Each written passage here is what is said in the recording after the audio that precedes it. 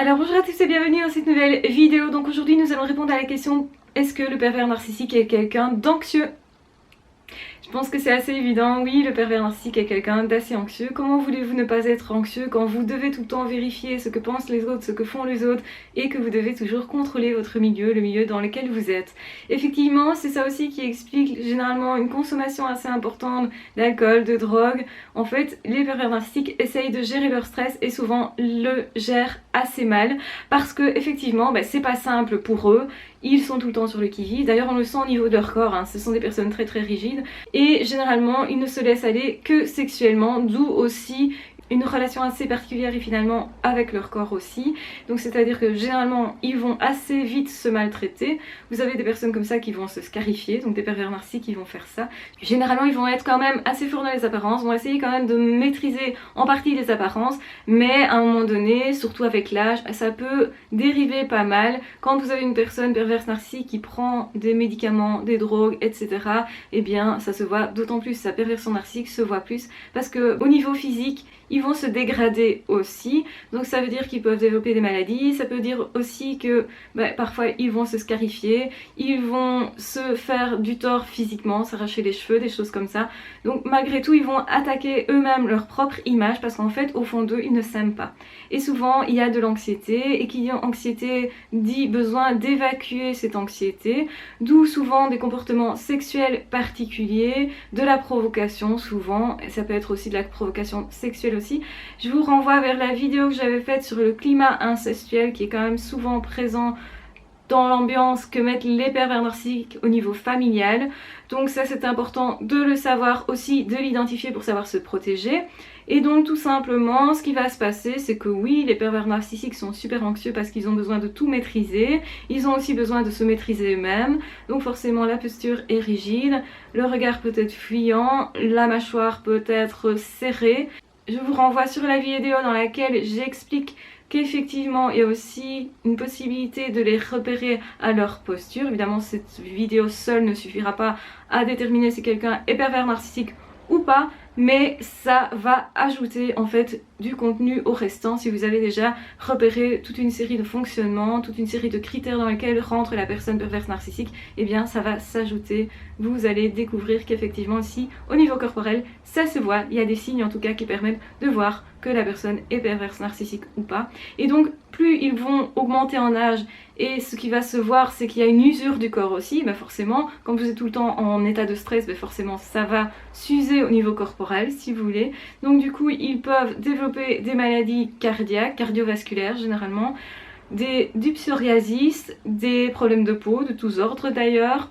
Il peut y avoir des problèmes d'estomac, des problèmes aussi alimentaires qui sont très fréquents, soit de la boulimie, de l'anorexie, ou en tout cas un rapport particulier avec la nourriture, parce qu'en fait tout ce qui est nourriture reflète aussi la relation au monde, aux autres, etc. Et donc du coup ça aussi c'est biaisé. Tout ce qui est sexuel, il y a un problème aussi à ce niveau-là, comme je l'ai déjà dit. Souvent une sexualité qui est très érotique mais tournée vers soi principalement. Donc on cherche le plaisir, on cherche surtout la décharge. Donc ça j'en reparlerai dans une autre vidéo, puisque effectivement là-dedans il y a encore beaucoup de choses à dire sur ce sujet. Donc de toute façon, oui, les pervers narcissiques sont anxieux. Oui, effectivement, ils vont développer toute une série d'addictions à des produits à cause de ça. Ils vont penser en fait qu'ils se rendent plus normaux, mais en même temps ils vont se méfier de ce type d'addiction parce qu'en même temps ils ont peur de perdre le contrôle. Or quand vous êtes bourré, autrement dit, forcément vous perdez au moins partiellement le contrôle. Et donc ça peut les déranger, ça peut aussi les freiner à consommer, ça peut aussi leur faire arrêter leur consommation. Donc ils utilisent les consommations, ils utilisent le sexe, etc. comme une décharge de pulsion, une décharge justement énergétique. Et donc du coup, ne soyez pas étonnés si ils vous disent que vous vous déchargez en faisant l'amour, ou que vous vous déchargez justement en dansant, ou que sais-je d'autre.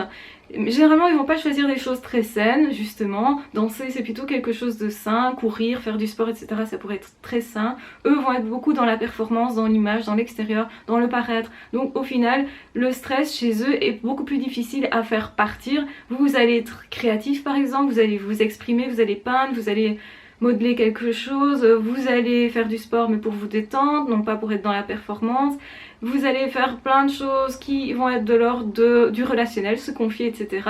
Que tout ça, en fait, tous ces moyens-là, les pervers narcissiques ne les ont pas, ne peuvent pas les utiliser parce qu'ils ne comprennent pas la relation, parce qu'il y a toujours un rapport de pouvoir dans la relation. Donc autrement dit, ils ne peuvent pas aller se confier à quelqu'un en se disant que ça les décharge, si vous voulez.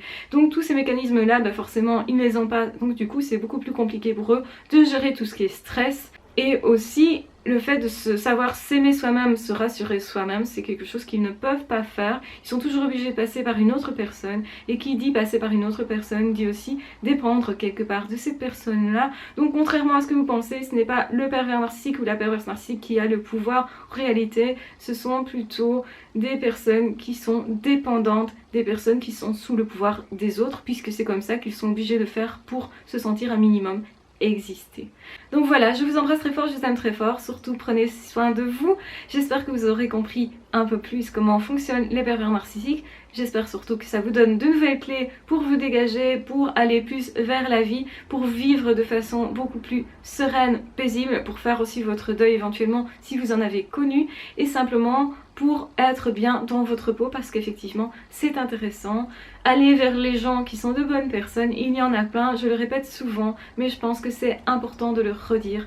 En tout cas, je vous embrasse très fort, je vous aime très fort, prenez bien soin de vous, et de toute façon on se retrouve dans d'autres vidéos ou dans d'autres podcasts. À ciao, bye bye.